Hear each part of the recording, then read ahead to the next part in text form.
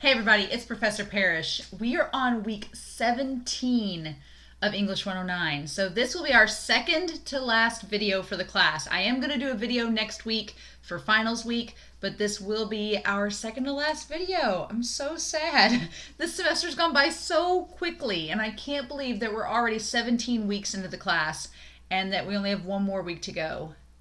It blows my mind, y'all. So thank you all so much for making it this far. We are in the home stretch. I hope you all have had a wonderful week and weekend. I'm recording this on Sunday night, so if you haven't got your week 16 assignments done, please make sure that you do so by tonight. But let's talk a little bit about week 17.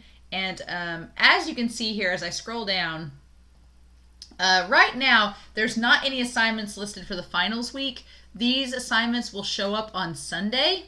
So starting on Sunday, I'll pull up and show you all the assignments, but you won't be able to see them yet. Unfortunately, I can't open them early because we have to start finals week at the same time. But just know that you will have until Friday of finals week to do those assignments. And we'll talk more about that in my last video for the class. But for week 17, there's no reading assignments. There are only a few assignments to do this week. One is the discussion forum.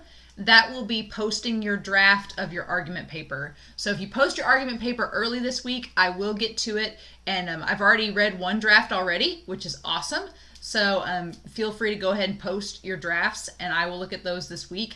They're due by Friday, December 11th. And then you have to read and respond to two of your peers' drafts by Sunday the 13th. So the only other two assignments are the grammar review, the final grammar review, our last grammar review for the class, and then our reflection. So let's talk about the reflection first. The final reflection, I know you all do a course evaluation for this class, but sometimes course evaluations are just surveys. They don't give me a lot of feedback. So what I would like for you to do in this final reflection is just, first of all, be honest. Tell me exactly, like an intro paragraph about how you felt about the class overall. Obviously, with COVID-19 going on, everybody's been under a lot of stress, whether it's been from work or lack thereof work, or family members, or yourself. There's been, I'm sure, complications because of the coronavirus. So this is your chance to, talk about the semester. Like, how was it? What was going on?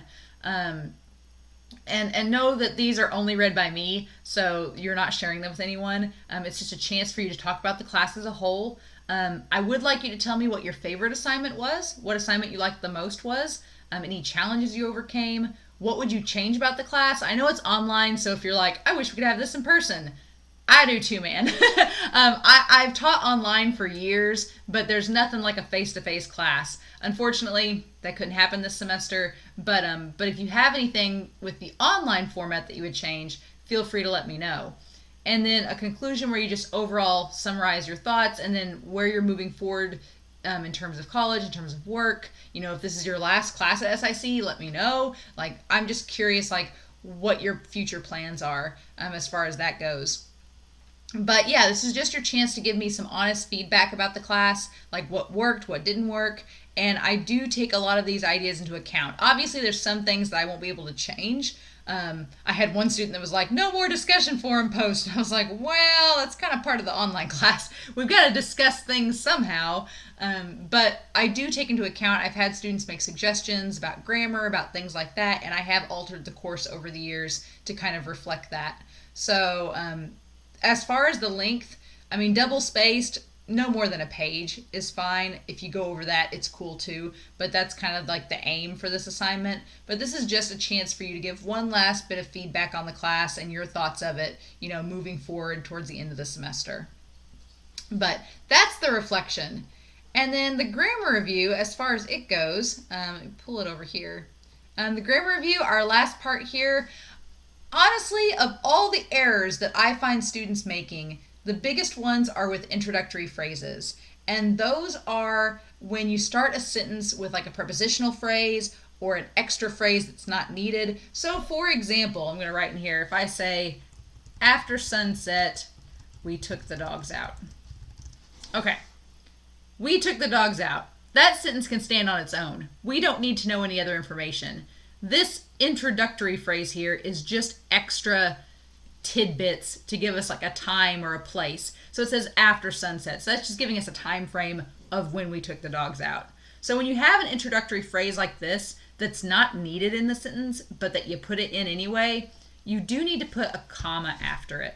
And that's probably one of the biggest things that I notice students mess up with in terms of grammar. Like I'll see a student do second, mix the dough, but they forget to put this comma after second. So, you know, anytime you have an introductory phrase or an introductory word in a sentence, you're supposed to put a comma after it. So for this first exercise here, you're going to write down the introductory phrase and put a comma after it in each of those sentences. The second part is writing down the interrupting phrase. So this is the same thing as an introductory phrase, only instead of the beginning of the sentence, it's at the end. So for example, I could say, the girl who had failed this class before was frustrated. If I take out who had failed this class before, I'm left with the girl was frustrated. That sentence can stand on its own. But because I've added this interrupting phrase, I do need to put commas on either side of it. So that's what I want to know. What is the interrupting phrase in each of these sentences, numbers 1 through 5? And then the final part is to write down the word in the sentence and place a comma after it before where the quotation marks would begin. So if my sentence was, Courtney noted the final exam is next week. Obviously, my dialogue is what she notes, which is the final exam is next week. So I put it there. I would put a comma after noted to show that I'm about to speak some dialogue. So what I want you to do is write down, basically, for this part here, I'm going to get out of this. You would basically write down, oh my goodness, my computer is like temporarily froze up. But you would write down basically noted and then a comma, and that's going to be your answers for 1 through 5. So it's pretty straightforward, right? Okay. So we're going to close those. Close. I love that as I'm recording this, it's like having a panic attack. All right, but anyway, that is the assignment for Grammar 10. So Grammar 10, your final reflection, and then you're going to post your draft of your final paper in the discussion forum, and that's your assignments for this week. The grammar review and final reflection are both due on Sunday, December 13th. The final draft of your paper is due in the discussion forum by the 11th, with your responses to your peers by the 13th. And then I'm going to, next Sunday, post the final lecture video, and that's going to be just to talk about your final exam and the final paper. But in the meantime, if you have any questions at all, please let me know. You can email me this week. If you have any questions about the assignments, I'm happy to answer them. But in the meantime, I hope you all have a wonderful week. Please stay safe, take care, and I'll talk to you all again soon.